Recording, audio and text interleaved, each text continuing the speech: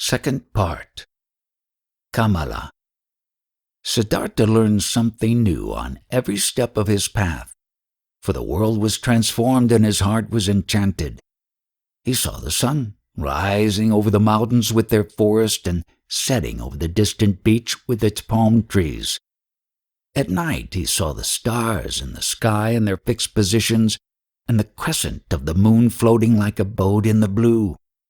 He saw trees, stars, animals, clouds, rainbows, rocks, herbs, flowers, stream and river, the glistening dew in the bushes in the morning, distant high mountains which were blue and pale. Birds sang, and bees, wind silverishly blew through the rice field. All of this, 1,000-fold and colorful, had always been there. Always the sun and the moon had shone, always the rivers had roared and bees had buzzed. But in former times, all of this had been nothing more to Siddhartha than a fleeting, deceptive veil before his eyes, looked upon in distrust, destined to be penetrated and destroyed by thought, since it was not the essential existence, since this essence lay beyond, on the other side of the visible. But now, his liberated eyes stayed on this side. He saw and became aware of the visible, sought to be at home in this world, did not search for the true essence, did not aim at a world beyond. Beautiful was this world, looking at it thus without searching, thus simply, thus childlike. Beautiful were the moon and the stars. Beautiful was the stream and the banks, the forest and the rocks, the goat and the gold beetle, the flower and the butterfly. Beautiful and lovely it was, thus to walk through the world, thus childlike, thus awoken, thus open to what is near, thus without distrust. Differently the sun burnt on the head, differently the shade of the forest cooled him down, differently the stream and the cistern, the pumpkin and the banana tasted. Short were the days, short were the nights, every hour sped swiftly away like a sail on the sea, and under the sail was a ship full of treasures, full of joy. Siddhartha saw a group of apes moving through the high canopy of the forest, high in the branches, and heard their savage, greedy song. Siddhartha saw a male sheep following a female one and mating with her. In a lake of reeds he saw the pike hungrily hunting for its dinner. Propelling themselves away from it in fear, wiggling and sparkling, the young fish jumped in droves out of the water. The scent of strength and passion came forcefully out of the hasty eddies of the water, which the pike stirred up impetuously hunting. All of this had always existed, and he had not seen it. He had not been with it. Now he was with it. He was part of it. Light and shadow ran through his eyes. Stars and moon ran through his heart. On the way, Siddhartha also remembered everything he had experienced in the garden of Jetavana. The teaching he had heard there, the divine Buddha, the farewell from Govinda, the conversation with the Exalted One. Again, he remembered his own words. He had spoken to the Exalted One. Every word, and with astonishment he became aware of the fact that there he had said things which he had not really known yet at this time. What he had said to Gautama, the Buddha's treasure and secret, was not the teachings, but the unexpressible and not teachable, which he had experienced in the hour of his enlightenment. It was nothing but this very thing which he had now gone to experience, what he now began to experience. Now he had to experience his self. It is true that he had already known for a long time that his self was Atman, in its essence bearing the same eternal characteristics as Brahman. But never had he really found this self, because he had wanted to capture it in the net of thought, with the body definitely not being the self and not the spectacle of the senses, so it also was not thought, not the rational mind, not the learned wisdom, not the learned ability to draw conclusions and to develop previous thoughts into new ones. No, this world of thought was also still on this side, and nothing could be achieved by killing the random self of the senses, if the random self of thoughts and learned knowledge was fattened on the other hand.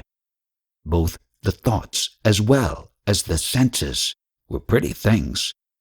The ultimate meaning was behind both of them. Both had to be listened to. Both had to be played with. Both neither had to be scorned nor overestimated. From both the secret voices of the innermost truth had to be attentively perceived. He wanted to strive for nothing except for what the voice commanded him to strive for. Dwell on nothing except where the voice would advise him to do so. Why had Gautama at that time in the hour of all hours sat down under the bo tree where the enlightenment hid him? He had heard a voice in his own heart which had commanded him to seek rest under this tree, and he had neither preferred self-castigation, offerings, ablutions, nor prayer, neither food nor drink, neither sleep nor dream. He had obeyed the voice. To obey like this, not to an external command, only to the voice, to be ready like this. This was good. This was necessary. Nothing else was necessary. In the night when he slept in the straw hut of a ferryman by the river, Siddhartha had a dream. Govinda was standing in front of him, dressed in the yellow robe of an ascetic. Sad was how Govinda looked like. Sadly, he asked, "Why have you forsaken me?" At this he embraced Govinda, wrapped his arms around him, and as he was pulling him close to his chest and kissed him, it was not Govinda anymore, but a woman, and a full breast popped out of the woman's dress, at which Siddhartha lay and drank. Sweetly and strongly tasted the milk from this breast. It tasted of woman and man, of sun and forest, of animal and flower, of every fruit, of every joyful desire. It intoxicated him and rendered him unconscious. When Siddhartha woke up, the pale river shimmered through the door of the hut, and in the forest a dark call of an owl resounded deeply and pleasantly. When the day began, Siddhartha asked his host, the ferryman, to get him across the river. The ferryman got him across the river on his bamboo raft. The wide water shimmered reddishly in the light of the morning. "This is a beautiful river," he said to his companion. "Yes," said the ferryman, "a very beautiful river. I love it more than anything.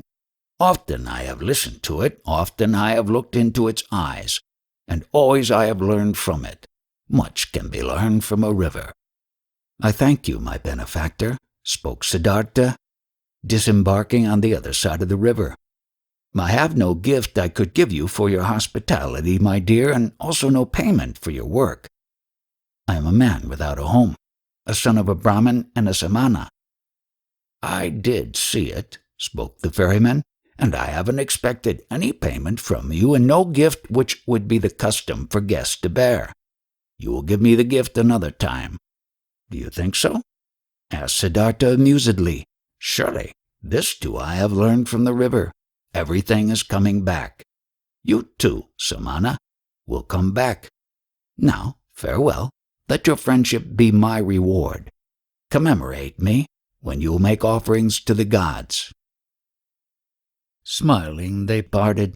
Smiling, Siddhartha was happy about the friendship and the kindness of the ferryman. "He is like Govinda," he thought with a smile.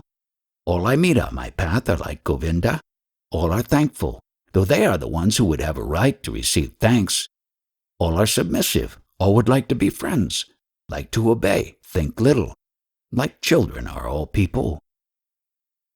At about noon he came through a village. In front of the mud cottages, children were rolling about in the street, were playing with pumpkin seeds and seashells, screamed and wrestled, but they all timidly fled from the unknown samana. In the end of the village, the path led through a stream, and by the side of the stream, a young woman was kneeling and washing clothes. When Siddhartha greeted her, she lifted her head and looked up to him with a smile, so that he saw the white in her eyes glistening. He called out a blessing to her, as it is the custom among travelers, and asked how far he still had to go to reach the large city. Then she got up and came to him. Beautifully, her wet mouth was shimmering, and her young face. She exchanged humorous banter with him, asked whether he had eaten already, and whether it was true that the samanas slept alone in the forest at night and were not allowed to have any women with them. While talking, she put her left foot on his right one and made a movement as a woman does, who would want to initiate that kind of sexual pleasure with the man, which the textbooks call climbing a tree. Siddhartha felt his blood heating up, and since in this moment he had to think of his dream again, he bent slightly down to the woman and kissed with his lips the brown nipple of her breast. Looking up, he saw her face smiling, full of lust, and her eyes with contracted pupils begging with desire. Siddhartha also felt desire, and felt the source of his sexuality moving. But since he had never touched a woman before, he hesitated for a moment, while his hands were already prepared to reach out for her. And in this moment he heard, shuddering with awe, the voice of his innermost self. And this voice said, "No." Then all charms disappeared from the young woman's smiling face. He no longer saw anything else but the damp glance of a female animal in heat. Politely, he petted her cheek, turned away from her, and disappeared away from the disappointed woman with light steps into the bamboo wood. On this day, he reached the large city before the evening and was happy, for he felt the need to be among people. For a long time he had lived in the forest, and the straw hut of the ferryman, in which he had slept that night, had been the first roof for a long time he had had over his head. Before the city, in a beautifully fenced grove, the traveler came across a small group of servants, both male and female, carrying baskets. In their midst, carried by 4 servants in an ornamental sedan chair, sat a woman, the mistress, on red pillows under a colorful canopy. Siddhartha stopped at the entrance to the pleasure garden and watched the parade, saw the servants, the maids, the baskets, saw the sedan chair, and saw the lady in it. Under black hair, which was made to tower high on her head, he saw a very fair, very delicate, very smart face, a brightly red mouth like a freshly cracked fig, eyebrows which were well tended and painted in a high arch, smart and watchful dark eyes, a clear, tall neck rising from a green and golden garment, resting fair hands, long and thin, with wide golden bracelets over the wrists. Siddhartha saw how beautiful she was, and his heart rejoiced. He bowed deeply. When the sedan chair came closer and straightening up again, he looked at the fair, charming face, read for a moment in the smart eyes with the high arcs above, breathed in a slight fragrance, he did not know. With a smile, the beautiful woman nodded for a moment and disappeared into the grove, and then the servant as well.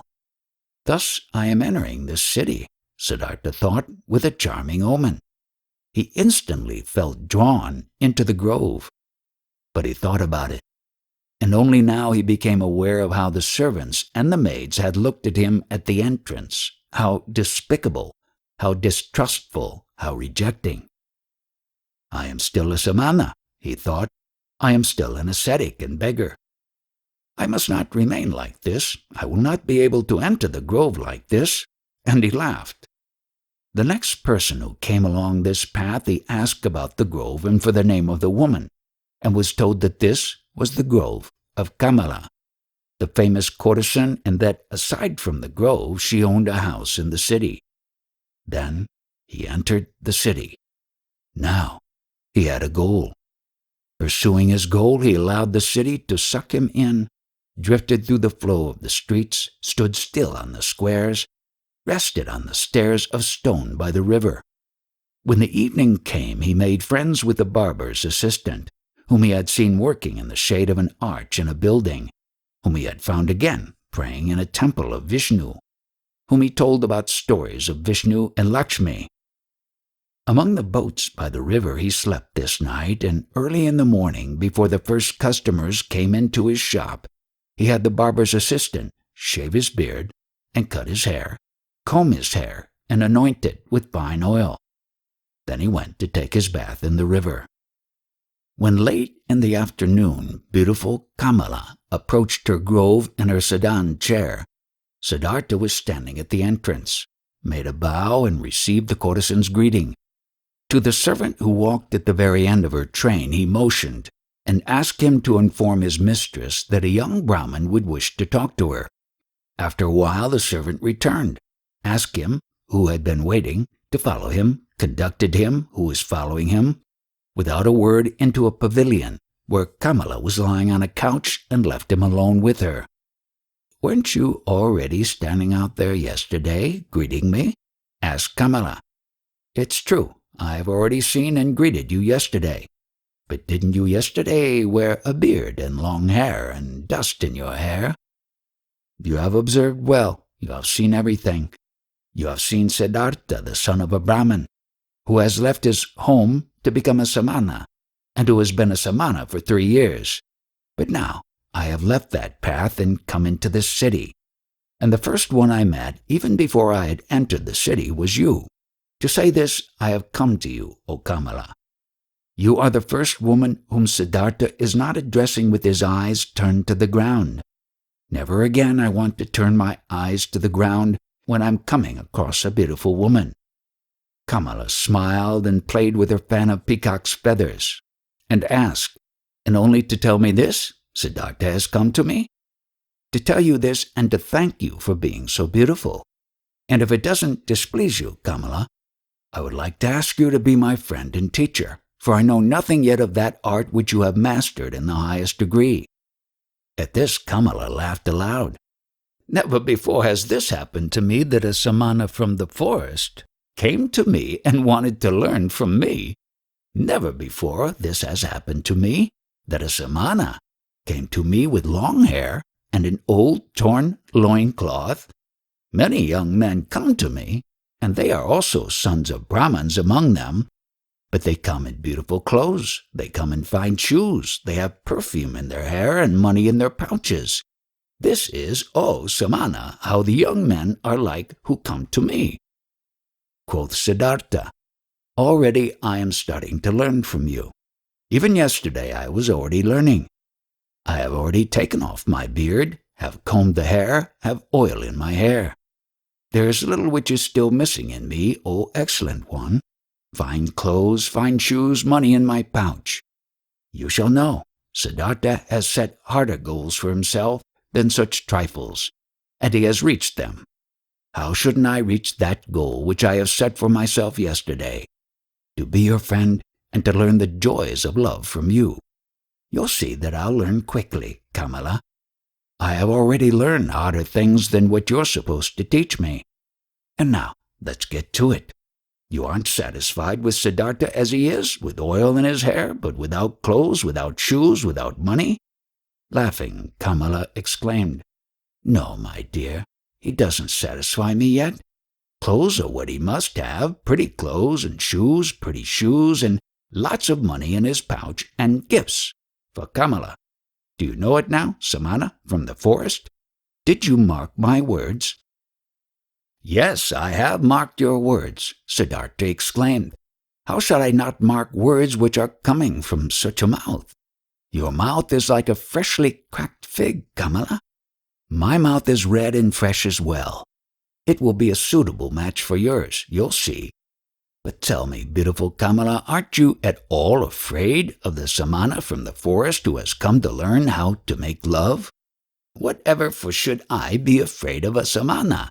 A stupid Samana from the forest who is coming from the jackals and doesn't even know yet what women are. Oh, he's strong, the Samana. He isn't afraid of anything. He could force you, beautiful girl. He could kidnap you. He could hurt you. No, Samana, I am not afraid of this. Did any Samana or Brahmin ever fear someone might come and grab him and steal his learning and his religious devotion and his depth of thought? No, for they are his very own, and he would only give away from those whatever he is willing to give, and to whomever he is willing to give. Like this, precisely like this, it is also with Kamala and with the pleasures of love. Beautiful and red is Kamala's mouth. But just try to kiss it against Kamala's will, and you will not obtain a single drop of sweetness from it, which knows how to give so many sweet things.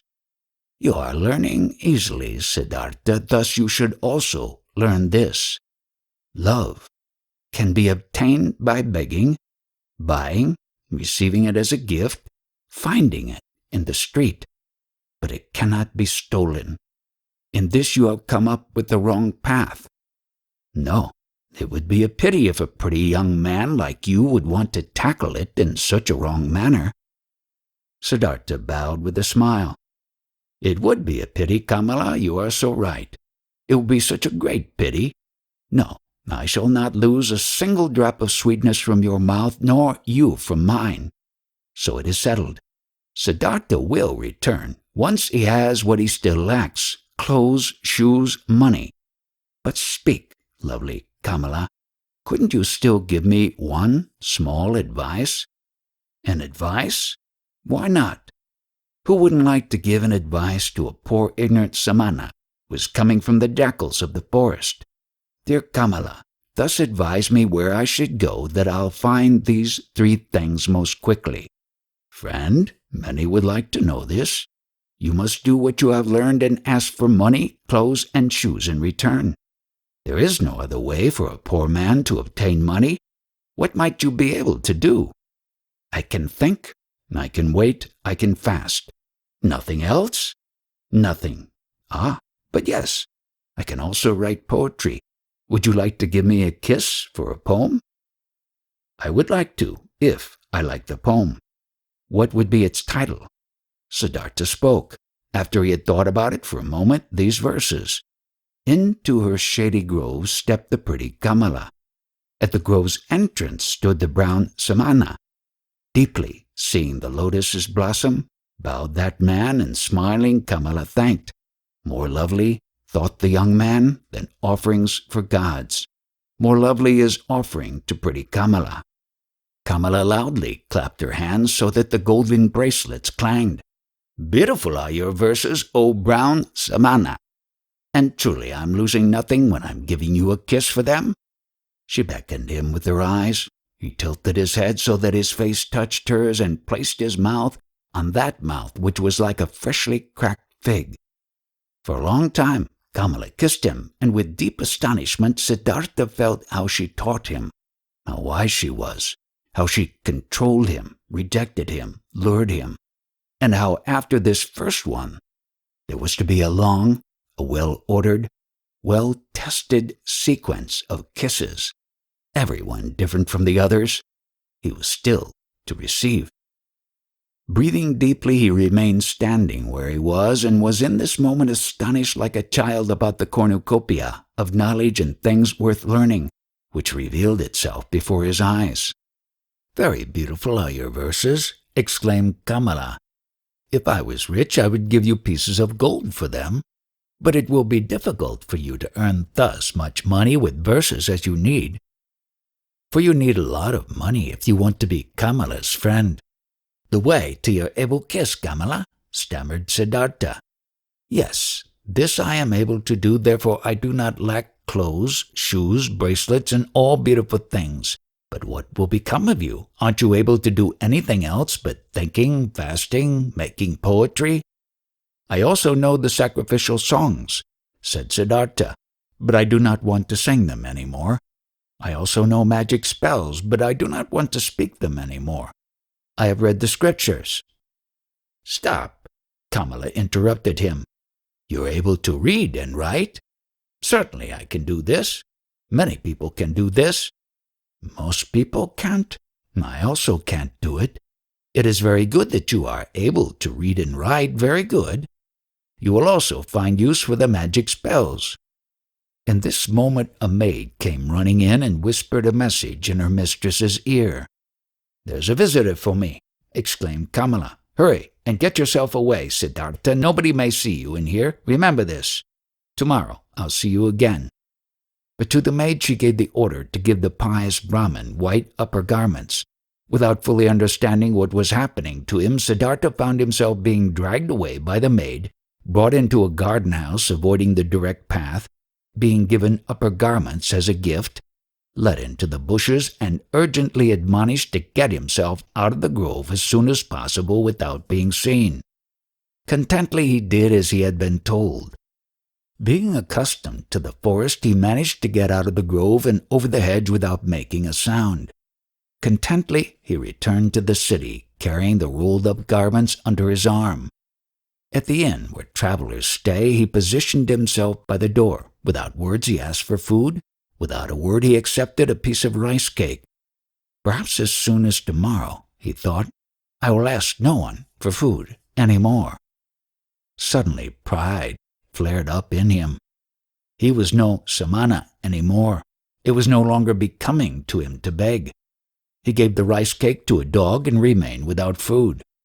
Simple is the life which people lead in this world here, thought Siddhartha. It presents no difficulties.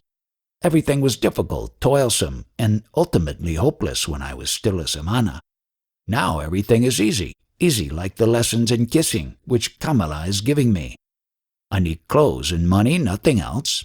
This small, near goals, they won't make a person lose any sleep. He had already discovered Kamala's house in the city long before. There he turned up the following day. "Things are working out well," she called out to him. "They are expecting you at Kamaswami's. He is the richest merchant of the city. If he'll like you, he'll accept you into his service. Be smart, brown samana. I had others tell him about you. Be polite towards him. He is very powerful. But don't be too modest. I do not want you to become his servant. You shall become his equal, or else I won't be satisfied with you. Kamaswami is starting to get old and lazy, and if he'll like you, he'll entrust you with a lot." Siddhartha thanked her and laughed, and when she found out that he had not eaten anything yesterday and today, she sent for bread and fruits and treated him to it. "You've been lucky," she said when they parted. "I'm opening one door after another for you. How come? Do you have a spell?" Siddhartha said, "Yesterday I told you I knew how to think, to wait, and to fast, but you thought this was of no use. But it is useful for many things, Kamala, you'll see. You'll see that the stupid samanas are learning and able to do many pretty things in the forest which the likes of you aren't capable of. The day before yesterday I was still a shaggy beggar. As soon as yesterday I have kissed Kamala, and soon I'll be a merchant and have money and all those things you insist upon." "Well, yes," she admitted, "but where would you be without me? What would you be if Kamala wasn't helping you?" "Dear Kamala," said Siddhartha, and straightened up to his full height. "When I came to you in your grove, I did the first step.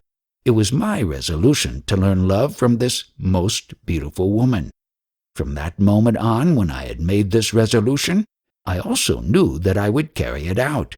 I knew that you would help me. At your first glance at the entrance of the grove, I already knew it.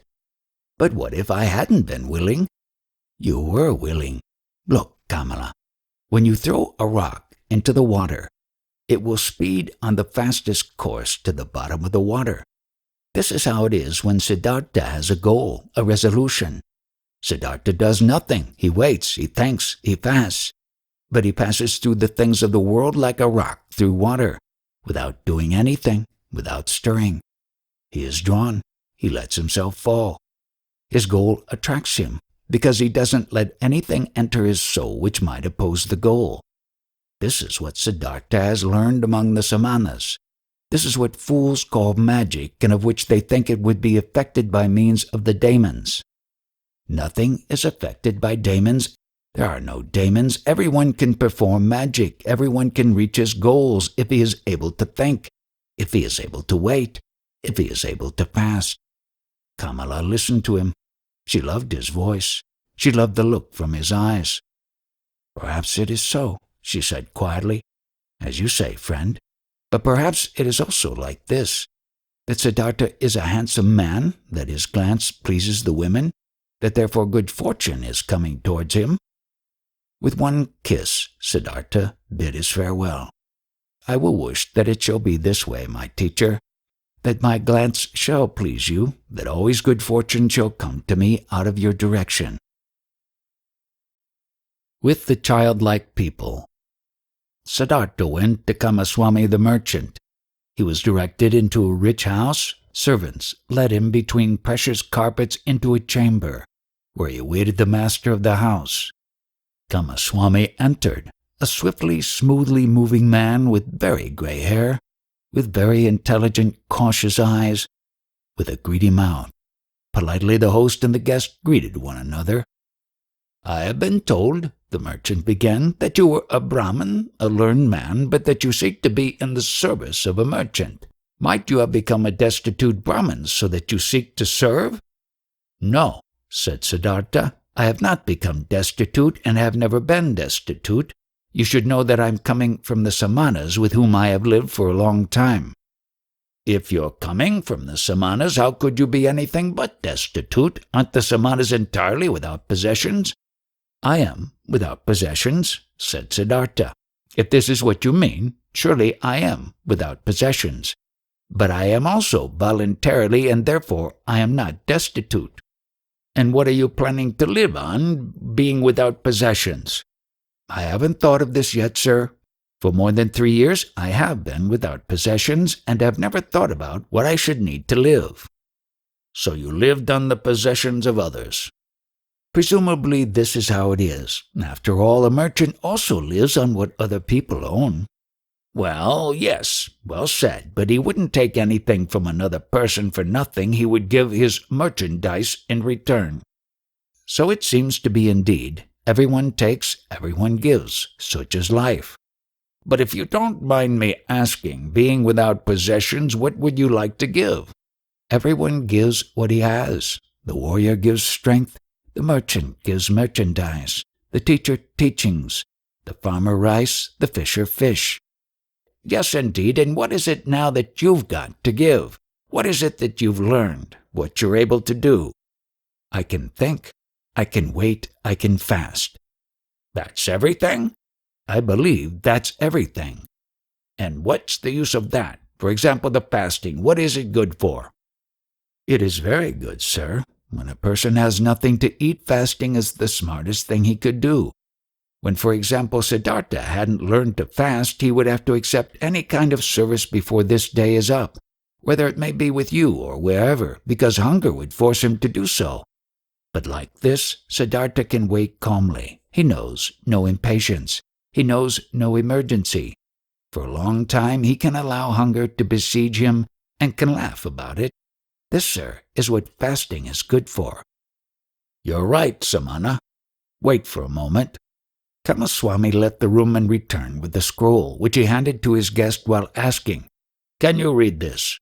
Siddhartha looked at the scroll on which a sales contract had been written down and began to read out its contents. Excellent, said Kamaswami. And would you write something for me on this piece of paper? He handed him a piece of paper and a pen, and Siddhartha wrote and returned the paper. Kamaswami read, Writing is good, thinking is better, being smart is good, being patient is better. It is excellent how you're able to write, the merchant praised him. Many a thing we will still have to discuss with one another. For today I'm asking you to be my guest and to live in this house. Siddhartha thanked and accepted and lived in the dealer's house from now on. Clothes were brought to him and shoes, and every day a servant prepared a bath for him. Twice a day a plentiful meal was served, but Siddhartha only ate once a day and ate neither meat nor did he drink wine. Kamaswami told him about his trade, showed him the merchandise and storage rooms, showed him the calculations. Siddhartha got to know many new things. He heard a lot and spoke little. In thinking of Kamala's words, he was never subservient to the merchant, forced him to treat him as an equal, yes, even more than an equal. Kamaswami conducted his business with care and often with passion, but Siddhartha looked upon all of this as if it was a game. the rules of which he tried hard to learn precisely, but the contents of which did not touch his heart. He was not in Kamaswami's house for long, when he already took part in his landlord's business. But daily, at the hour appointed by her, he visited beautiful Kamala, wearing pretty clothes, fine shoes, and soon he brought her gifts as well. Much he learned from her red, smart mouth, much he learned from her tender, supple hand. Him who was, regarding love, still a boy and had a tendency to plunge blindly and insatiably into lust, like into a bottomless pit, him she taught, thoroughly starting with the basics, about that school of thought which teaches that pleasure cannot be taken without giving pleasure, and that every gesture, every caress, every touch, every look, every spot of the body, however small it was, had its secret, which would bring happiness to those who knew about it and unleash it. She taught him that lovers must not part from one another after celebrating love, without one admiring the other, without being just as defeated as they had been victorious, so that with none of them one should start feeling fed up or bored and get that evil feeling of having abused or having been abused. Wonderful hours he spent with the beautiful and smart artist, became her student, her lover, her friend. Here, with Kamala, was the worth and purpose of his present life, not with the business of Kamaswami. The merchant passed the duties of writing important letters and contracts unto him, and got into the habit of discussing all important affairs with him.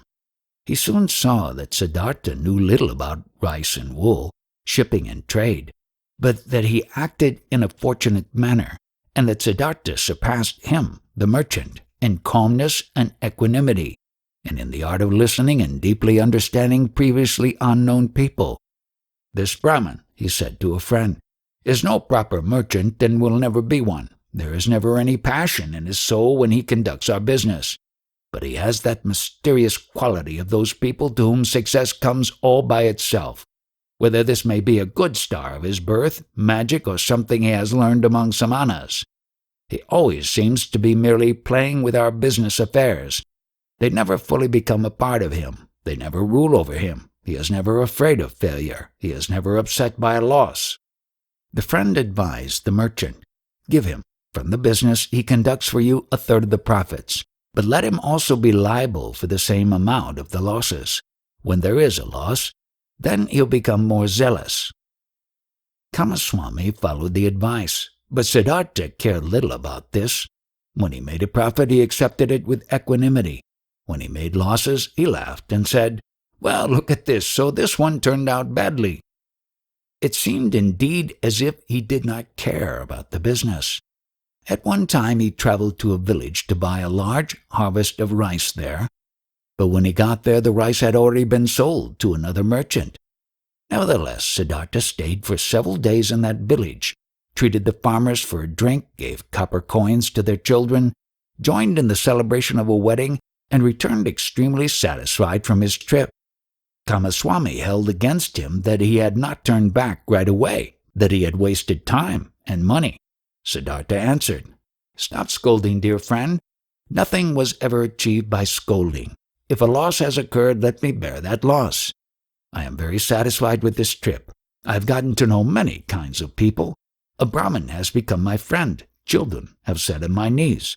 Farmers have shown me their fields. Nobody knew that I was a merchant." "That's all very nice," exclaimed Kamaswami indignantly. "But in fact you are a merchant after all, one ought to think. Or might you have only traveled for your amusement?" "Surely," Siddhartha laughed, "surely I have traveled for my amusement. For what else? I have gotten to know people in places. I have received kindness and trust. I have found friendship. Look, my dear, if I had been Kamaswami, I would have traveled back being annoyed and in a hurry as soon as I had seen that my purchase had been rendered impossible, and time and money would indeed have been lost. But like this, I've had a few good days. I've learned, had joy. I've neither harmed myself nor others by annoyance and hastiness. And if I'll ever return there again, perhaps to buy an upcoming harvest or for whatever purpose it might be, Friendly people will receive me in a friendly and happy manner, and I will praise myself for not showing any hurry and displeasure at that time. So leave it as it is, my friend, and don't harm yourself by scolding. If the day will come when you will see this Siddhartha is harming me, then speak a word and Siddhartha will go on his own path. But until then, let's be satisfied with one another." Futile were all the merchant's attempts to convince Siddhartha that he should eat his bread. Siddhartha ate his own bread, or rather they both ate other people's bread, all people's bread. Siddhartha never listened to Kamaswami's worries, and Kamaswami had many worries. Whether there was a business deal going on which was in danger of failing, or whether a shipment of merchandise seemed to have been lost, or a debtor seemed to be unable to pay, Kamaswami could never convince his partner that it would be useful to utter a few words of worry or anger, to have wrinkles on the forehead, to sleep badly. When one day Kamaswami held against him that he had learned everything he knew from him, he replied, "Would you please not kid me with such jokes?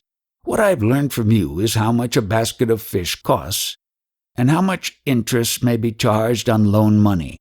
These are your areas of expertise. I haven't learned to think from you, my dear Kamaswami. You ought to be the one seeking to learn from me." Indeed, his soul was not with the trade. The business was good enough to provide him with the money for Kamala, and it earned him much more than he needed. Besides from this, Siddhartha's interest and curiosity was only concerned with the people, whose businesses, crafts, worries, pleasures, and acts of foolishness used to be as alien and distant to him as the moon. However easily he succeeded in talking to all of them, in living with all of them, in learning from all of them, he was still aware that there was something which separated him from them, and this separating factor was him being a samana. He saw mankind going through life in a childlike or animal-like manner, which he loved and also despised at the same time. He saw them toiling, saw them suffering, and becoming gray for the sake of things which seemed to him to be entirely unworthy of this price, for money, for little pleasures, for being slightly honored. He saw them scolding and insulting each other. He saw them complaining about pain at which a samana would only smile, and suffering because of deprivations which a samana would not feel. He was open to everything these people brought his way. Welcome was the merchant who offered him linen for sale. Welcome was the debtor who sought another loan. Welcome was the beggar who told him for 1 hour the story of his poverty, and who was not half as poor as any given samana. He did not treat the rich foreign merchant any different than the servant who shaved him and the street vendor whom he let cheat him out of some small change when buying bananas. When Kamaswami came to him to complain about his worries or to reproach him concerning his business, he listened curiously and happily, was puzzled by him, tried to understand him, consented that he was a little bit right, only as much as he considered indispensable, and turned away from him, towards the next person who would ask for him. And there were many who came to him, many to do business with him, many to cheat him, many to draw some secret out of him, many to appeal to his sympathy, many to get his advice. He gave advice, he pitied, he made gifts, he let them cheat him a bit, and this entire game and the passion with which all people played this game occupied his thoughts just as much as the gods and Brahmins used to occupy them. At times he felt deep in his chest a dying, quiet voice, which admonished him quietly, lamented quietly. He hardly perceived it. And then, for an hour, he became aware of the strange life he was leading, of him doing lots of things which were only a game, of, though being happy and feeling joy at times, real life still passing him by and not touching him. As a ball player plays with his balls, he played with his business deals, with the people around him, watched them, found amusement in them. With his heart, with the source of his being, he was not with them. The source ran somewhere far away from him, ran and ran invisibly, had nothing to do with his life any more. and at several times he suddenly became scared on account of such thoughts and wished that he would also be gifted with the ability to participate in all this childlike, naive occupations of the daytime with passion and with his heart, really to live, really to act, really to enjoy, and to live instead of just standing by as a spectator. But again and again, he came back to the beautiful Kamala, learned the art of love, practiced the cult of lust in which more than in anything else giving and taking becomes one, chatted with her, learned from her, gave her advice, received advice. She understood him better than Govinda used to understand him. She was more similar to him. Once he said to her, "You are like me. You are different from most people. You are Kamala, nothing else, and inside of you there is a peace and refuge to which you can go at every hour of the day and be at home at yourself, as I can also do. Few people have this, and yet all could have it." "Not all people are smart," said Kamala. "No," said Siddhartha, "that's not the reason why. Kamaswami is just as smart as I, and still has no refuge in himself. Others have it, who are small children with respect to their mind. Most people, Kamala, are like a falling leaf, which is blown and is turning around through the air and wavers and tumbles to the ground. But others, a few, are like stars. They go on a fixed course. No wind reaches them. In themselves they have their law and their course. Among all the learned men and samanas, of which I knew many, there was one of this kind, a perfected one. I'll never be able to forget him. It is that Gautama, the exalted one, who is spreading those teachings. Thousands of followers are listening to his teachings every day, follow his instructions every hour. But they are all falling leaves. Not in themselves they have teachings and a law." Kamala looked at him with a smile. "Again, you are talking about him," she said. "Again, you're having a samana's thoughts." Siddhartha said nothing, and they played the game of love, one of the 30 or 40 different games Kamala knew.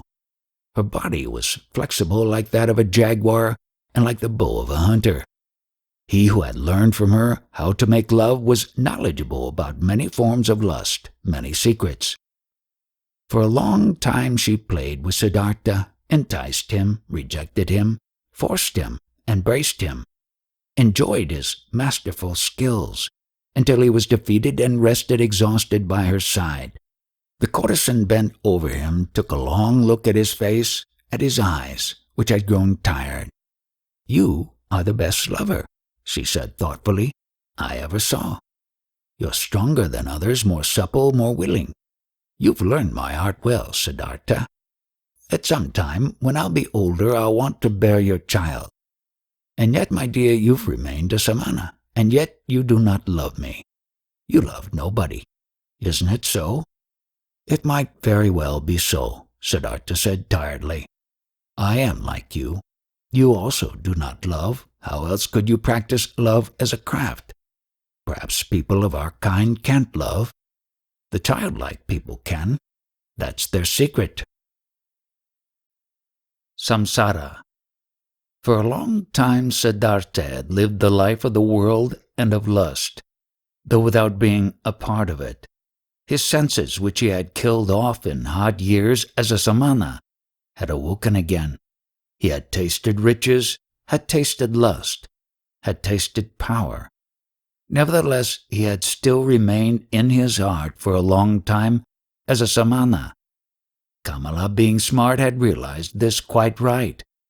It was still the art of thinking, of waiting, of fasting, which guided his life.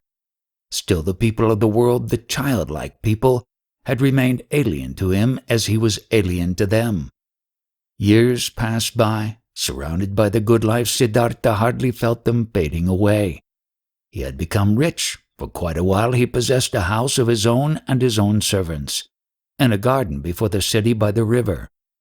The people liked him. They came to him whenever they needed money or advice. But there was nobody close to him, except Kamala. That high, bright state of being awake which he had experienced that one time at the height of his youth in those days after Gautama's sermon, after the separation from Govinda, that tense expectation, that proud state of standing alone without teachings and without teachers, the supple willingness to listen to the divine voice in his own heart, had slowly become a memory, had been fleeting. Distant and quiet the holy source murmured, which used to be near, which used to murmur within himself. Nevertheless, many things he had learned from the Samanas. He had learned from Gautama. He had learned from his father, the Brahman. These had remained within him for a long time afterwards. Moderate living, joy of thinking, hours of meditation, secret knowledge of the self, of his eternal entity, which is neither body nor consciousness. Many a part of this he still had, but one part after another had been submerged and had gathered dust, just as a potter's wheel, once it has been set in motion, will keep on turning for a long time and only slowly lose its vigor and come to a stop. Thus, Siddhartha's soul had kept on turning the wheel of asceticism, the wheel of thinking, the wheel of differentiation for a long time, still turning, but it turned slowly and hesitantly and was close to coming to a standstill. Slowly, like humidity entering the dying stem of a tree, filling it slowly and making it rot, the world and sloth had entered Siddhartha's soul. Slowly it filled his soul, made it heavy, made it tired, put it to sleep. On the other hand, his senses had become alive. There was much they had learned, much they had experienced. Siddhartha had learned to trade, to use his power over people, to enjoy himself with a woman. He had learned to wear beautiful clothes, to give orders to servants, to bathe in perfumed waters. He had learned to eat tenderly and carefully prepared food, even fish, even meat and poultry, spices and sweets, and to drink wine, which causes sloth and forgetfulness. He had learned to play with dice and on a chessboard, to watch dancing girls, to have himself carried about in a sedan chair, to sleep on a soft bed. But still, he had felt different from and superior to the others. Always he had watched them with some mockery, some mocking disdain, with the same disdain which a samana constantly feels for the people of the world. When Kamaswami was ailing, when he was annoyed, when he felt insulted, when he was vexed by his worries as a merchant, Siddhartha had always watched it with mockery. Just slowly and imperceptibly, as the harvest seasons and rainy seasons passed by, his mockery had become more tired. His superiority had become more quiet. Just slowly among his growing riches, Siddhartha had assumed something of the childlike people's ways for himself, something of their childlikeness and of their fearfulness. And yet he envied them. He envied them just the more similar he became to them. He envied them for the one thing that was missing from him and that they had, the importance they were able to attach to their lives, the amount of passion in their joys and fears, the fearful but sweet happiness of being constantly in love. These people were all of the time in love with themselves, with women, with their children, with honors or money, with plans or hopes. But he did not learn this from them, this out of all things, this joy of a child and this foolishness of a child. He learned from them out of all things the unpleasant ones, which he himself despised. It happened more and more often that in the morning, after having had company the night before, he stayed in bed for a long time, felt unable to think, and tired. It happened that he became angry and impatient when Kamaswami bored him with his worries. It happened that he laughed just too loud when he lost a game of dice. His face was still smarter and more spiritual than others, but it rarely laughed, and assumed one after another those features which are so often found in the faces of the rich people, those features of discontent, of sickliness, of ill humor, of sloth, of a lack of love.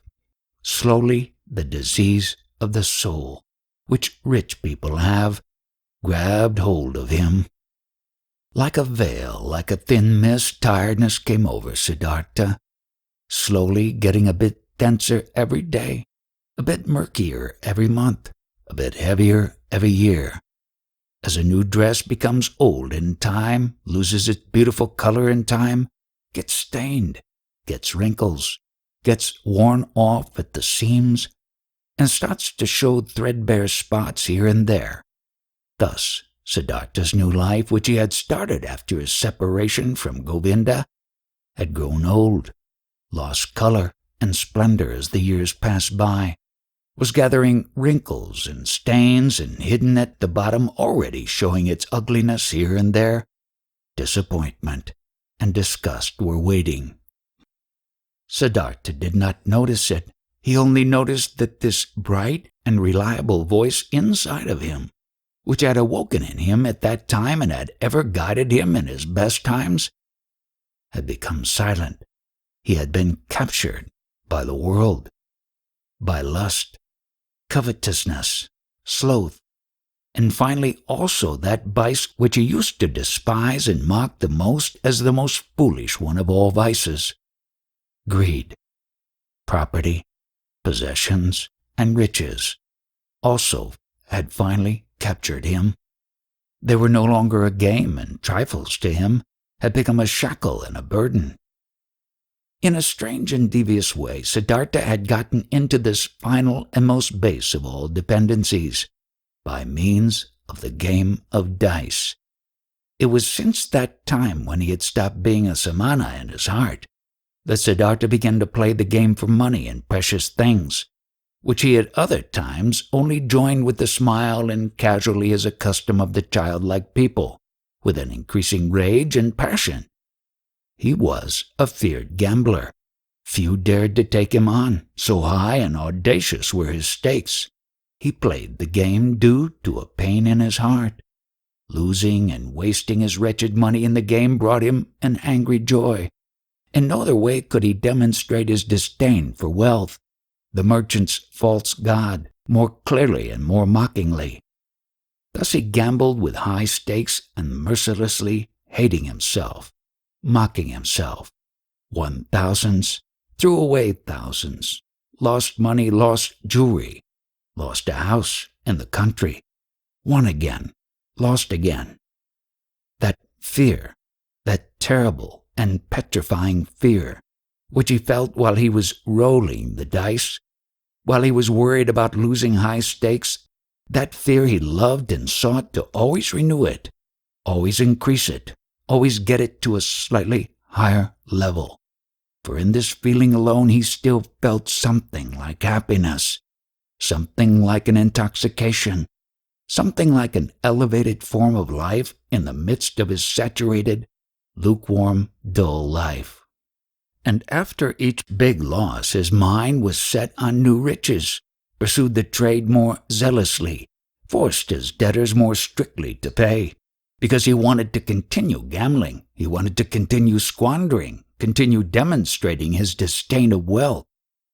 Siddhartha lost his calmness when losses occurred, lost his patience when he was not paid on time, lost his kindness towards beggars, lost his disposition for giving away and loaning money to those who petitioned him. He who gambled away tens of thousands at one roll of the dice and laughed at it, became more strict and more petty in his business, occasionally dreaming at night about money. And whenever he woke up from this ugly spell, whenever he found his face in the mirror at the bedroom's wall to have aged and become more ugly, whenever embarrassment and disgust came over him, he continued fleeing into a new game, fleeing into a numbing of his mind brought on by sex, by wine, and from there he fled back into the urge to pile up and obtain possessions. In this pointless cycle he ran, growing tired, growing old, growing ill. Then the time came when a dream warned him. He had spent the hours of the evening with Kamala in her beautiful pleasure garden. They had been sitting under the trees talking, and Kamala had said thoughtful words behind which a sadness and tiredness lay hidden. She had asked him to tell her about Gautama, and could not hear enough of him, how clear his eyes, how still and beautiful his mouth, how kind his smile, how peaceful his walk had been. For a long time he had to tell her about the exalted Buddha, and Kamala had sighed and had said, "One day, perhaps soon, I'll also follow that Buddha. I'll give him my pleasure garden for a gift and take my refuge in his teachings." But after this she had aroused him and had tied him to her in the act of making love with painful fervor, biting and in tears, as if once more she wanted to squeeze the last sweet drop out of this vain, fleeting pleasure. Never before had it become so strangely clear to Siddhartha how closely lust was akin to death.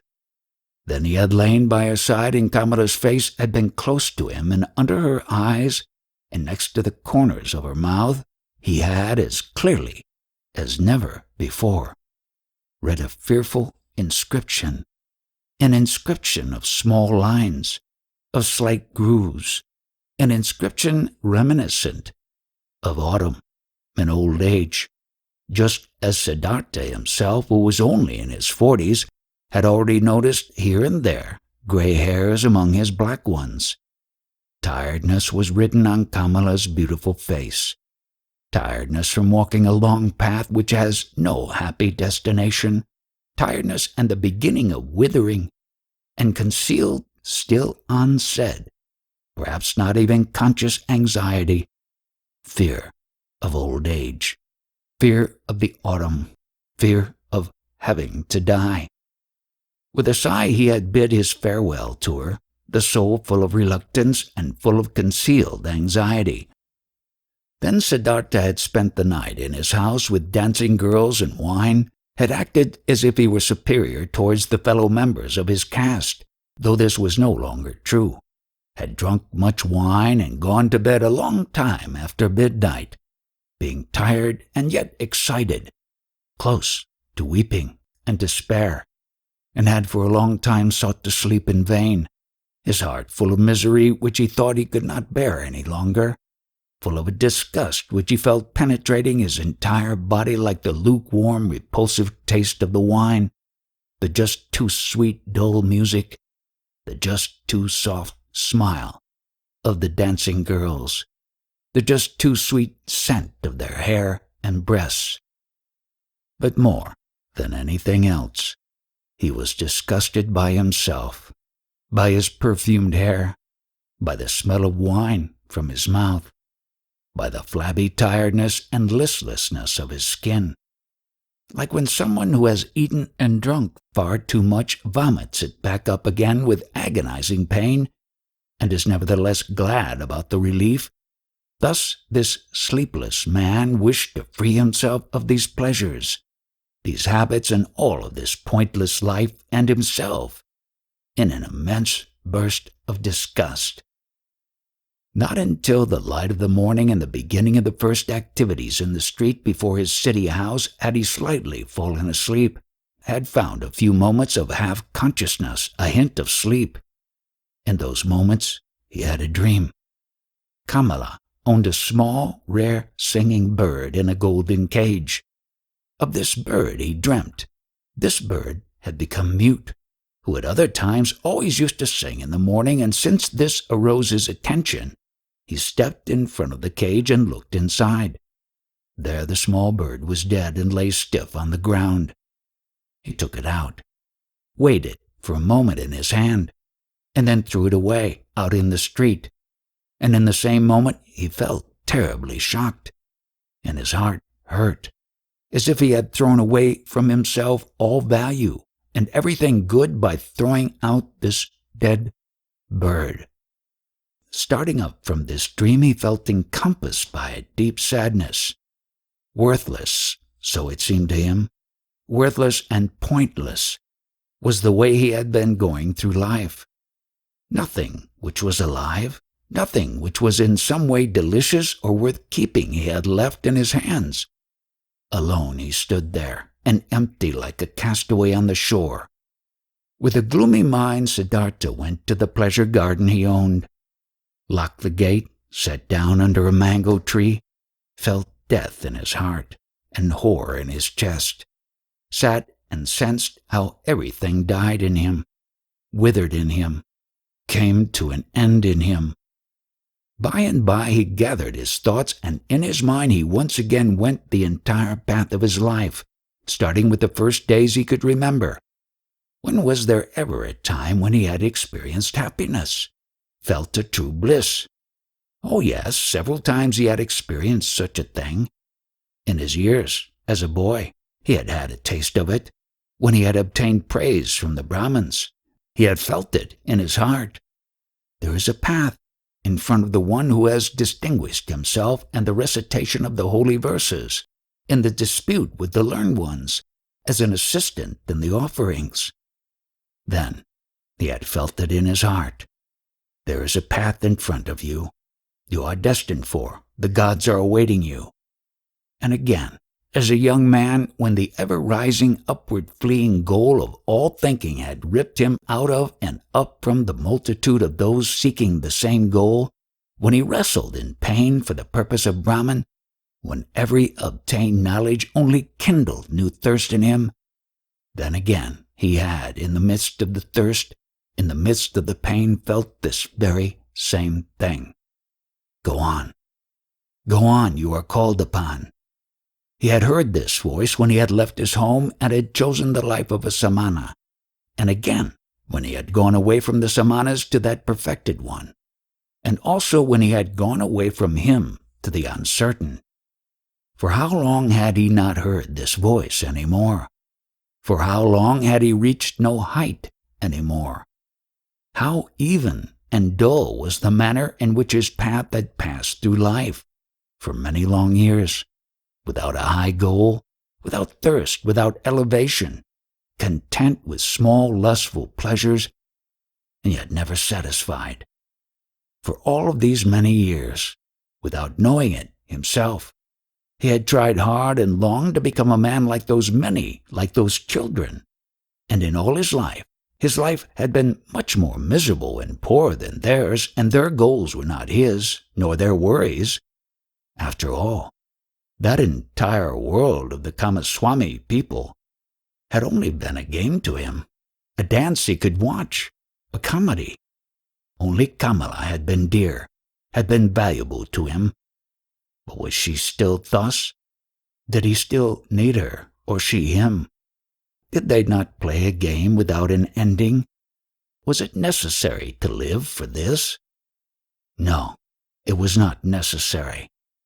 The name of this game was samsara, a game for children, a game which was perhaps enjoyable to play once, twice, 10 times, but forever and ever, over again? Then Siddhartha knew that the game was over, that he could not play it any more. Shivers ran over his body, inside of him, so he felt something had died. That entire day he sat under the mango tree, thinking of his father, thinking of Govinda, thinking of Gautama. Did he have to leave them to become a Kamaswami? He still sat there when the night had fallen. When looking up he caught sight of the stars, he thought, "Here I am, sitting under my mango tree, in my pleasure garden." He smiled a little. Was it really necessary? Was it right? Was it not a foolish game that he owned a mango tree, that he owned a garden? He also put an end to this. This also died in him. He rose, bid his farewell to the mango tree, his farewell to the pleasure garden. Since he had been without food this day, he felt stronger hunger and thought of his house in the city, of his chamber and bed, of the table with the meals on it. He smiled tiredly, shook himself, and bid his farewell to these things. In the same hour of the night, Siddhartha left his garden, left the city, and never came back. For a long time, Kamaswami had people look for him, thinking that he had fallen into the hands of robbers. Kamala had no one look for him. When she was told that Siddhartha had disappeared, she was not astonished. Did she not always expect it? Was he not a samana, a man who was at home nowhere, a pilgrim? And most of all, she had felt this the last time they had been together, and she was happy in spite of all the pain of the loss, that she had pulled him so affectionately to her heart for this last time, that she had felt one more time to be so completely possessed and penetrated by him. When she received the first news of Siddhartha's disappearance, she went to the window, where she held a rare singing bird captive in a golden cage. She opened the door of the cage, took the bird out, and let it fly. For a long time she gazed after it, the flying bird. From this day on, she received no more visitors and kept her house locked. But after some time she became aware that she was pregnant from the last time she was together with Siddhartha. By the river, Siddhartha walked through the forest, was already far from the city, and knew nothing but that one thing, that there was no going back for him, that this life as he had lived it for many years until now was over and done away with, and that he had tasted all of it, sucked everything out of it until he was disgusted with it. Dead was the singing bird he had dreamt of. Dead was the bird in his heart. Deeply he had been entangled in samsara. He had sucked up disgust and death from all sides into his body, like a sponge sucks up water until it is full. And full he was, full of the feeling of being sick of it, full of misery, full of death. There was nothing left in this world which could have attracted him, given him joy, given him comfort. Passionately he wished to know nothing about himself any more, to have rest, to be dead. If there was only a lightning bolt to strike him dead, if there was only a tiger to devour him, if there was only a wine, a poison which would numb his senses, bring him forgetfulness and sleep, and no awakening from that. Was there still any kind of filth he had not soiled himself with? A sin or foolish act he had not committed? A dreariness of the soul he had not brought upon himself? Was it still at all possible to be alive? Was it possible to breathe in again and again, to breathe out, to feel hunger, to eat again, to sleep with a woman again? Was this cycle not exhausted and brought to a conclusion for him? Siddhartha reached the large river in the forest, the same river over which a long time ago, when he had still been a young man and came from the town of Gautama, a ferryman had conducted him. By this river he stopped. Hesitantly he stood at the bank. Tiredness and hunger had weakened him, and whatever for should he walk on? Wherever to? To which goal? No, there were no more goals. There was nothing left but the deep, painful yearning to shake off this whole desolate dream, to spit out this stale wine, to put an end to this miserable and shameful life. A tree bent over the bank of a river, a coconut tree. Siddhartha leaned against its trunk with his shoulder, embraced the trunk with one arm, and looked down into the green water which ran and ran under him, looked down, and found himself to be entirely filled with the wish to let go and to drown in these waters. A frightening emptiness was reflected back at him by the water, answering to the terrible emptiness in his soul. Yes, he had reached the end. There was nothing left for him, except to annihilate himself, except to smash the failure into which he had shaped his life, to throw it away before the feet of mockingly laughing gods. This was the great vomiting he had longed for. Death, the smashing to bits of the form he hated. Let him be food for fishes, this dog Siddhartha, this lunatic, this depraved and rotten body, this weakened and abused soul. Let him be food for fishes and crocodiles. Let him be chopped to bits by the daemons. With a distorted face, he stared into the water, saw the reflection of his face, and spat at it. In deep tiredness, he took his arm away from the trunk of the tree and turned a bit in order to let himself fall straight down, in order to finally drown. With his eyes closed, he slipped towards death. Then, out of remote areas of his soul, out of past times of his now weary life, a sound stirred up. It was a word, a syllable, which he, without thinking, with a slurred voice, spoke to himself, the old word which is the beginning and the end of all prayers out of the Brahmins, the holy Om, which roughly means that which is perfect, or the completion. And in the moment when the sound of Om touched Siddhartha's ear, his dormant spirit suddenly woke up and realized the foolishness of his actions. Siddhartha was deeply shocked. So this was how things were with him? So doomed was he, so much had he lost his way and was forsaken by all knowledge, that he had been able to seek death? That this wish of a child, had been able to grow in him? To find rest by annihilating his body? What all agony of these recent times, all sobering realizations, all desperation had not brought about, this was brought on by this moment when the Aum entered his consciousness. He became aware of himself in his misery and in his error. Om, he spoke to himself. Om, and again he knew about Brahman, knew about the indestructibility of life, knew about all that is divine which he had forgotten. But this was only a moment's flash. By the foot of the coconut tree, Siddhartha collapsed, struck down by tiredness, mumbling Om, placed his head on the root of the tree, and fell into a deep sleep. Deep was his sleep, and without dreams for a long time he had not known such a sleep any more. When he woke up after many hours, he felt as if 10 years had passed. He heard the water quietly flowing, did not know where he was and who had brought him here, opened his eyes, saw with astonishment that there were trees and the sky above him, and he remembered where he was and how he got here.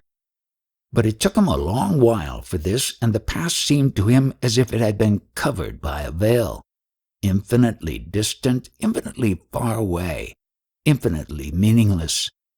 He only knew that his previous life, and the first moment when he thought about it, this past life seemed to him like a very old previous incarnation, like an early pre-birth of his present self.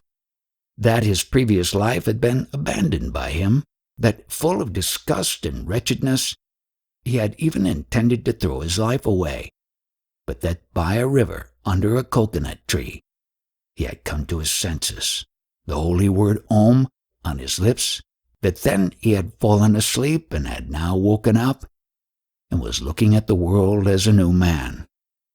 Quietly he spoke the word Om to himself, speaking while he had fallen asleep, and it seemed to him as if his entire long sleep had been nothing but a long meditative recitation of Om, a thinking of Om, a submergence and complete entering into Om, into the nameless, the perfected. What a wonderful sleep had this been! Never before by sleep had he been thus refreshed, thus renewed, thus rejuvenated. Perhaps he had really died, had drowned and was reborn in a new body. But no, he knew himself. He knew his hand and his feet, knew the place where he lay, knew this self in his chest, this Siddhartha, the eccentric, the weird one, but this Siddhartha was nevertheless transformed, was renewed, was strangely well-rested, strangely awake, joyful and curious. Siddhartha straightened up. Then he saw a person sitting opposite to him, an unknown man, a monk in a yellow robe with a shaven head, sitting in the position of pondering. He observed the man who had neither hair on his head nor a beard, and he had not observed him for long when he recognized this monk as Govinda, the friend of his youth, Govinda who had taken his refuge with the exalted Buddha. Govinda had aged, he too, but still his face bore the same features, expressed zeal, faithfulness, searching, timidness. But when Govinda now, sensing his gaze, opened his eyes and looked at him, Siddhartha saw that Govinda did not recognize him. Govinda was happy to find him awake. Apparently he had been sitting here for a long time and had been waiting for him to wake up, though he did not know him. "I have been sleeping," said Siddhartha. "However did you get here?" "You have been sleeping," answered Govinda. "It is not good to be sleeping in such places where snakes are often and the animals of the forest have their paths. I, O sir, am a follower of the exalted Gautama, the Buddha, the Sakyamuni, and have been on a pilgrimage together with several of us on this path, when I saw you lying and sleeping in a place where it is dangerous to sleep. Therefore I sought to wake you up, O sir, and since I saw that your sleep was very deep, I stayed behind for my group and sat with you. And then, so it seems, I have fallen asleep myself, I who wanted to guard your sleep. Badly I have served you. Tiredness has overwhelmed me. But now that you are awake, let me go to catch up with my brothers." "I thank you, Samana, for watching out over my sleep," spoke Siddhartha. "You are friendly, you followers of the Exalted One. Now may you go then." "I am going, sir. May you, sir, always be in good health." "I thank you, Samana." Govinda made the gesture of salutation and said, "Farewell." "Farewell, Govinda," said Siddhartha. The monk stopped. "Permit me to ask, sir, from where do you know my name?" Now, Siddhartha smiled. "I know you, O Govinda, from your father's hut, and from the school of the Brahmins, and from the offerings, and from our walk to the samanas, and from that hour when you took your refuge with the Exalted One in the grove Jetavana." "You are Siddhartha!" Govinda exclaimed loudly. "Now I am recognizing you and don't comprehend any more how I couldn't recognize you right away. Be welcome, Siddhartha. My joy is great to see you again. It also gives me joy to see you again. You've been the guard of my sleep. Again, I thank you for this, though I wouldn't have required any guard. Where are you going to, old friend?" "I am going nowhere. We monks are always traveling. Whenever it is not the rainy season, we always move from one place to another, living according to the rules of the teachings passed on to us. Accept alms, move on. It is always like this. But you, Siddhartha, where are you going to?" Quoth Siddhartha, "With me too, friend, it is as it is with you. I am going nowhere. I am just traveling. I am on a pilgrimage." Govinda spoke. "You are saying you're on a pilgrimage, and I believe you. But forgive me, O Siddhartha, you do not look like a pilgrim. You're wearing a rich man's garments, you're wearing the shoes of a distinguished gentleman, and your hair, with the fragrance of perfume, is not a pilgrim's hair, not the hair of a samana." "Right so, my dear. You have observed well. Your keen eyes see everything. But I haven't said to you that I was a samana. I said I am on a pilgrimage. And so it is. I am on a pilgrimage." "You are on a pilgrimage," said Govinda, "but few would go on a pilgrimage in such clothes, few in such shoes, few with such hair. Never have I met such a pilgrim, being a pilgrim myself for many years. I believe you, my dear Govinda, but now, today, you have met a pilgrim just like this, wearing such shoes, such a garment. Remember, my dear, not eternal is the world of appearances. Not eternal anything, but eternal are our garments and the style of our hair and our bodies themselves. I am wearing a rich man's clothes. You've seen this quite right. I am wearing them because I have been a rich man, and I am wearing my hair like the worldly and lustful people, for I have been one of them. And now, Siddhartha, what are you now?" "I don't know. I don't know it, just like you. I'm traveling. I was a rich man and am no rich man any more. And what I'll be tomorrow, I do not know. You've lost your riches? I've lost them or they me. They somehow happened to slip away from me. The wheel of physical manifestations is turning quickly, Govinda. Where's Siddhartha, the Brahmin? Where's Siddhartha the Samana? Where's Siddhartha the rich man? Non-eternal things change quickly, Govinda, you know it.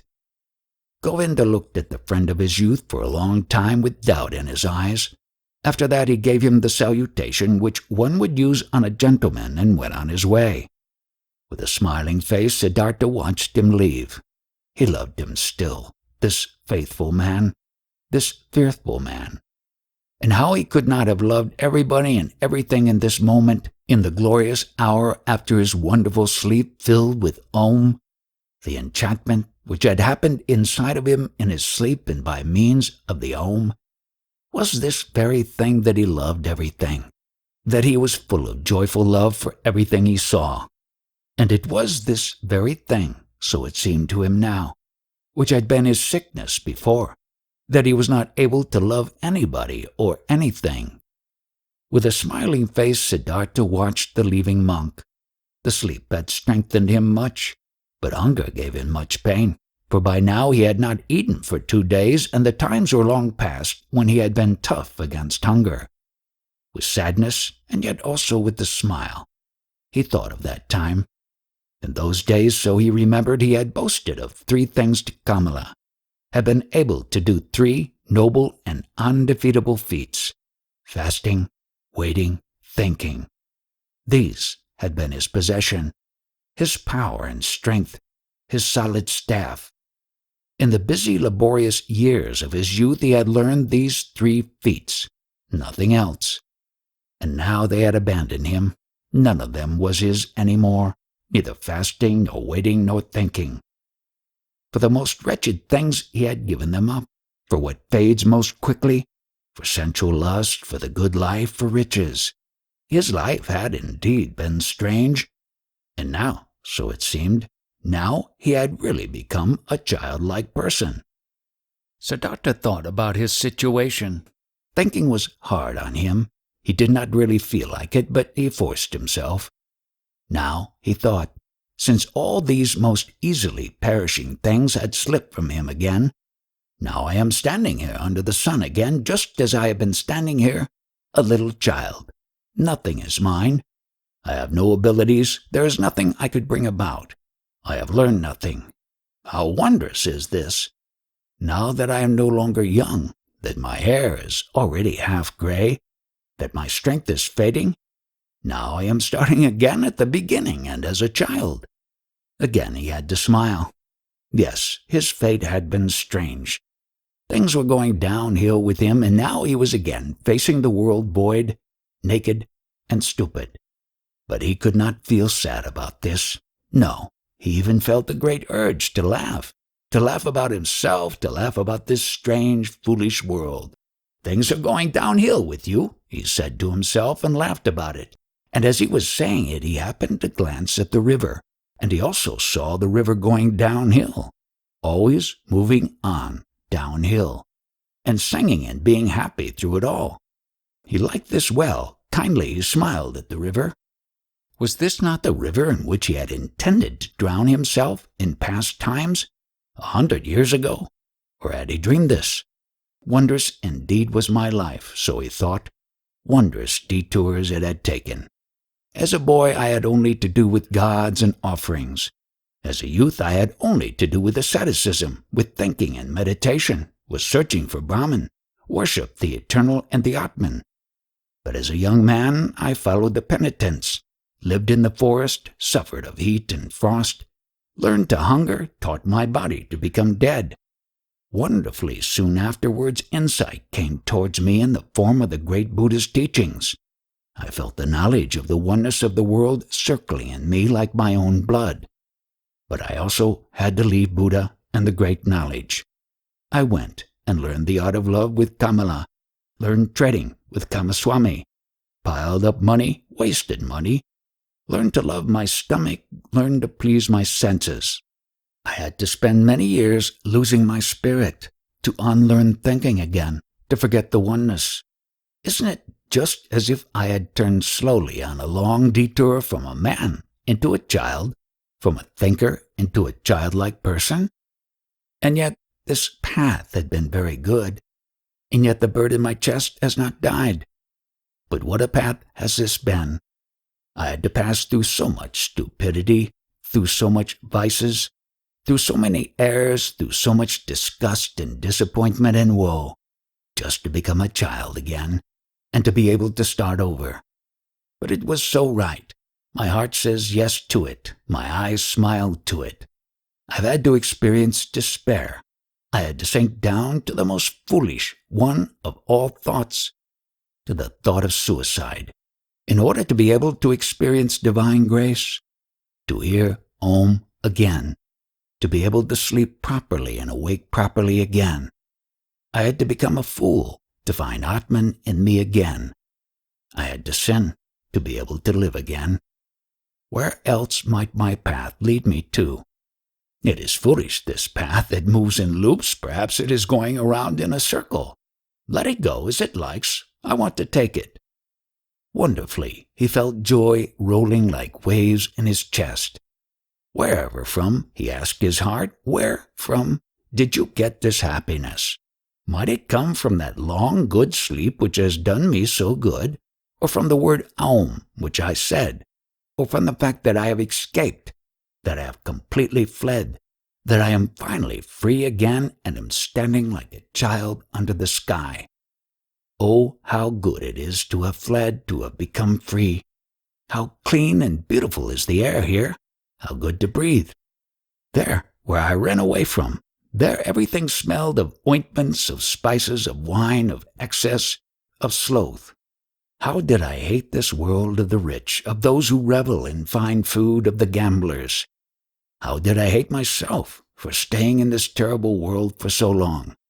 How did I hate myself, have deprived, poisoned, tortured myself, have made myself old and evil? No, never again I will, as I used to like doing so much, delude myself into thinking that Siddhartha was wise.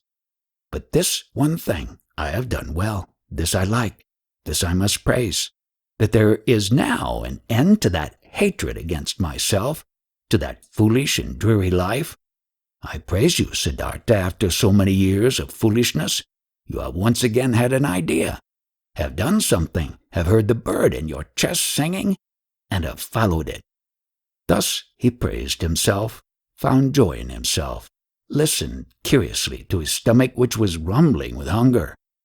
He had now, so he felt in those recent times and days, completely tasted and spit out, devoured up to the point of desperation and death, a piece of suffering, a piece of misery. Like this, it was good.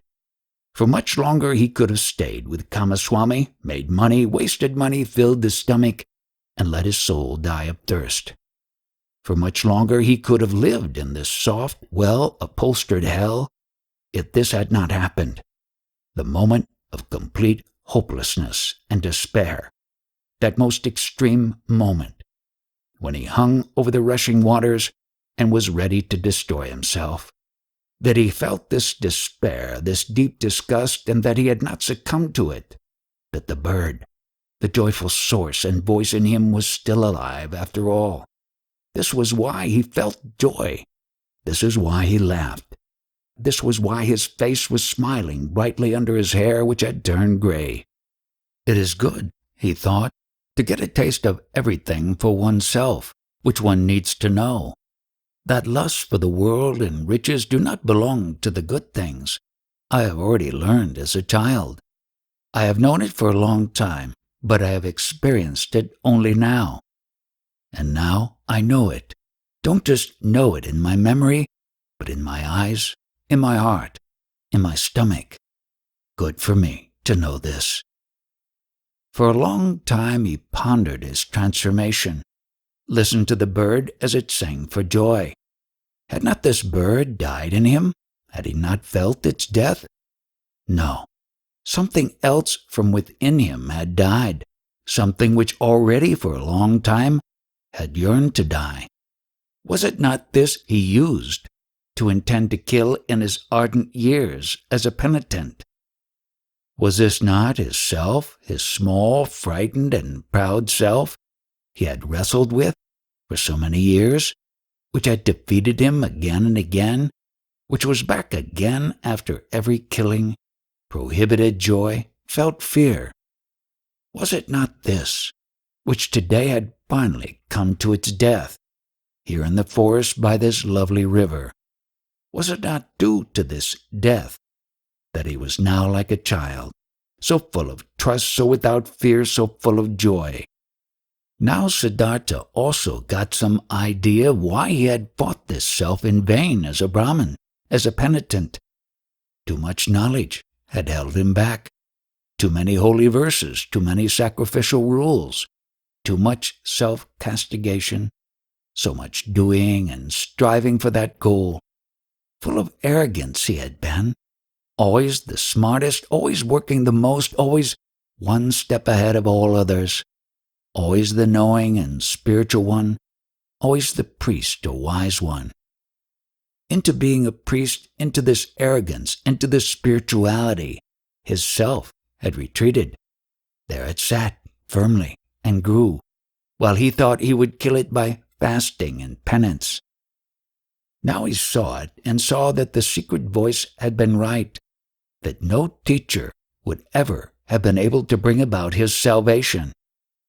Therefore he had to go out into the world, lose himself to lust and power, to woman and money, had to become a merchant, a dice gambler, a drinker, and a greedy person, until the priest and samana in him was dead. Therefore he had to continue bearing these ugly years, bearing the disgust, the teachings, the pointlessness of a dreary and wasted life, up to the end, up to bitter despair, until Siddhartha, the lustful Siddhartha, the greedy, could also die. He had died. A new Siddhartha had woken up from the sleep. He would also grow old. He would also eventually have to die. Mortal was Siddhartha. Mortal was every physical form. But today he was young, was a child, a new Siddhartha, and was full of joy. He thought these thoughts, listened with a smile to his stomach, listened gratefully to the buzzing of a bee. Cheerfully he looked into the rushing river. Never before had he liked water so well as this one. Never before had he perceived the voice and the parable of the moving water thus strongly and beautifully. It seemed to him as if the river had something special to tell him, something he did not know yet, which was still awaiting him.